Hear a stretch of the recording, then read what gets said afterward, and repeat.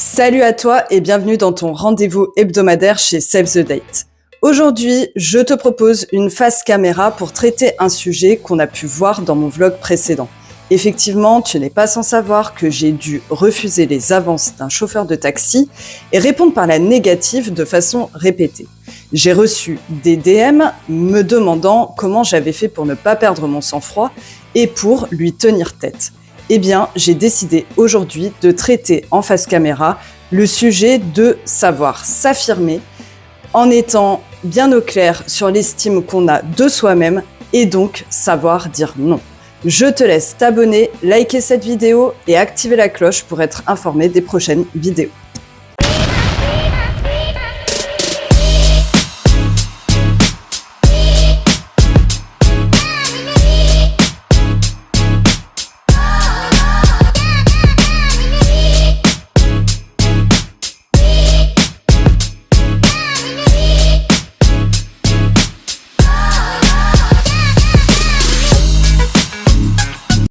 Pour débuter cette vidéo, je vais te rappeler ce qui s'est passé dans mon vlog précédent. Effectivement, j'étais dans une situation d'urgence et de vulnérabilité puisque je venais de perdre le contrôle de mon véhicule et d'être remorqué. L'assistance de mon assurance a contacté un chauffeur de taxi pour me rendre d'un point A à un point B pour récupérer un autre véhicule. Je suis tombée sur un chauffeur de taxi qui a priori a eu un super crush et qui m'a proposé d'aller déjeuner et de m'offrir un verre. Chose que j'ai refusée de façon spontanée parce que je pense que quand on est dans une situation qui nous met en danger ou en péril ou quand on a subi un stress ou quand on subit le stress, eh bien, il est beaucoup plus simple de réagir de façon spontanée.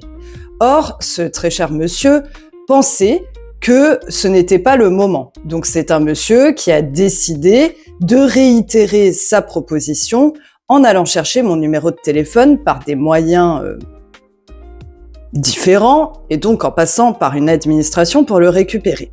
Il m'a donc envoyé un message me demandant si j'étais bien rentrée, etc. et réitérant sa demande de déjeuner ou d'aller boire un verre. Bon alors clairement, le non, je lui ai dit de façon spontanée, je lui ai réitéré en sortant de son véhicule, et là, bon, voilà, clairement, je l'ai ghosté parce que une fois un non, deux fois un non, troisième fois, au bout d'un moment, si tu comprends pas, tant pis pour toi, finalement. Donc t'as vu, il m'a paru facile et évident et spontané de répondre non à ce chauffeur de taxi parce que j'étais dans une situation où justement je n'avais pas mes valeurs et ma personnalité de façon adaptée dans un milieu. En revanche, j'étais en situation de stress et donc évidemment on a notre propre personnalité qui ressort. Donc là je me suis absolument pas posé de questions. Mais par contre, clairement, je me suis dit après coup, tiens, ça vient quand même de l'environnement dans lequel j'ai grandi.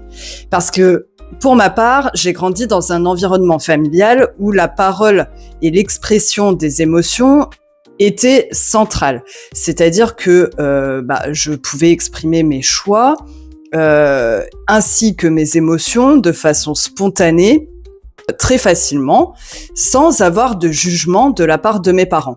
Or, on sait bien qu'on ne naît pas tous égaux et qu'on n'est pas tous égaux par rapport à ça parce qu'on vit pas tous dans un environnement favorable à l'expression de nos émotions et de nos sentiments.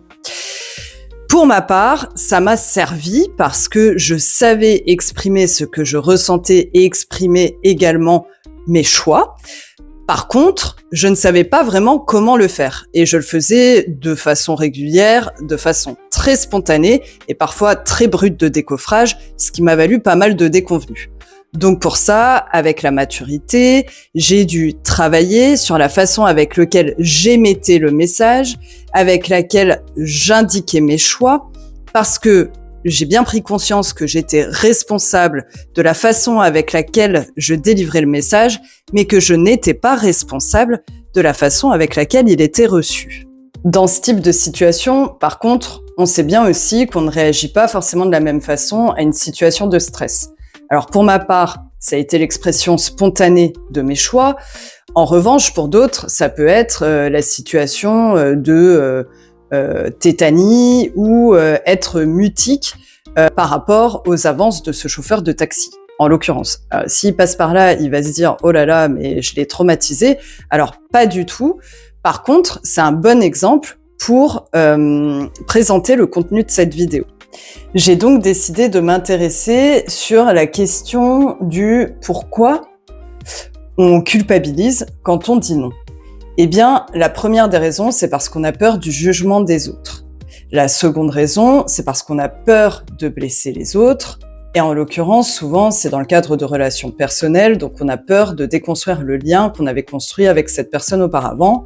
Et enfin, on a peur de se retrouver inutile. Ça, c'est plutôt dans le cadre du travail.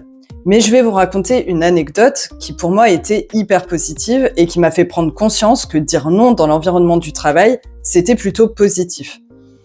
Effectivement, je vous l'ai dit dans une de mes vidéos précédentes, j'ai besoin de la reconnaissance de la qualité de mon travail par mon manager. Et en l'occurrence, j'ai vécu une période où mon manager me demandait d'effectuer beaucoup de tâches de travail dans un temps réduit.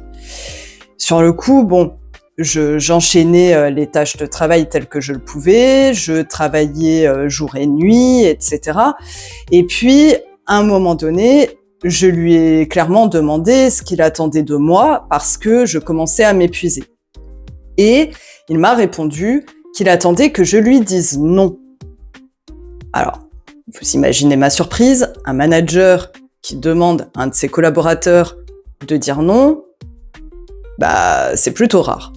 Donc moi, j'ai eu beaucoup de chance parce que j'évolue au travail dans un environnement très bienveillant et j'ai travaillé au sein de plusieurs entreprises et je n'ai jamais été confrontée à un manager qui veillait à mon épuisement et qui finalement ne se rendait pas compte de la charge de travail et du temps réduit qu'il me donnait pour remplir ses tâches.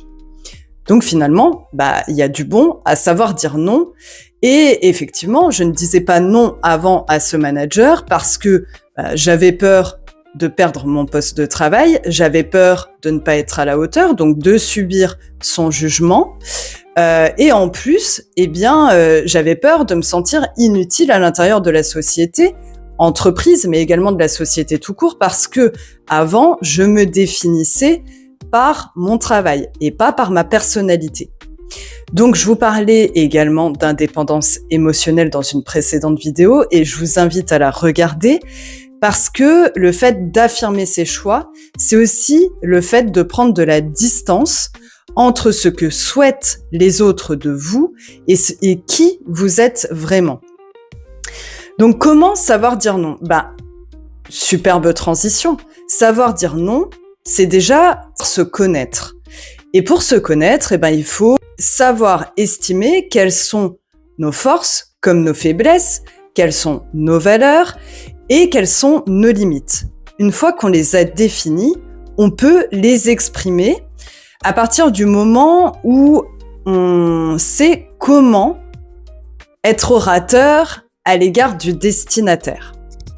Il est aussi important de comprendre pourquoi il est difficile de s'affirmer et d'affirmer ses choix. C'est souvent à cause de la pression de l'entourage ou de la société. Je vous prends un exemple. Pour beaucoup, les demandes en fiançailles peuvent s'effectuer en public. Or, on est d'accord, une demande en mariage, c'est quand même hyper privé. C'est quelque chose qui relève de la sphère amoureuse et souvent, on n'étale pas ses sentiments sur la place publique.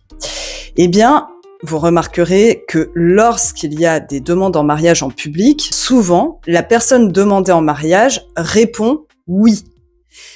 Est-ce que sa réponse n'est pas biaisée par rapport à l'environnement dans lequel cette demande en mariage est effectuée ? Je vous laisse répondre en commentaire ce que vous en pensez. Donc, savoir dire non, c'est savoir s'estimer, donc s'aimer en fait, avoir de l'estime pour soi et savoir ce qu'on souhaite et ce qu'on ne souhaite pas. C'est ne pas céder à la pression de la société et des dictates finalement de l'environnement dans lequel on évolue. C'est savoir aussi de qui on est entouré et savoir bien s'entourer. En tout cas, s'entourer avec des personnes qui ont les mêmes valeurs que vous et qui respectent vos limites. Savoir dire non, c'est aussi savoir se préserver. Éviter de s'épuiser pour répondre à la demande de quelqu'un d'autre et pas répondre à nos propres valeurs et nos propres envies. Et donc, je me suis renseignée sur quelles méthodes on pouvait utiliser pour nous aider à poser les choses et savoir dire non. Et bien pour ça, je t'encourage à utiliser la méthode DESC. D'écrire, exprimer, spécifier et conséquence. C'est-à-dire que tu poses à l'écrit les choses et ensuite, ça te permettra de dire non efficacement et de garder des relations saines avec ton entourage. Alors évidemment, j'ai regardé mes notes à ce moment-là parce que je ne suis pas psychologue et je n'en ai pas la prétention. En revanche, ça peut être une technique pour toi pour réussir à exprimer tes choix, tes opinions et éviter de tomber dans une relation de dépendance affective avec quelqu'un, notamment, ou alors tout simplement de te mettre dans une situation d'inconfort qui t'empêcherait d'avancer dans ton chemin de vie. Si tu as apprécié cette vidéo, je t'encourage à la partager et je te dis à très vite pour un prochain rendez-vous.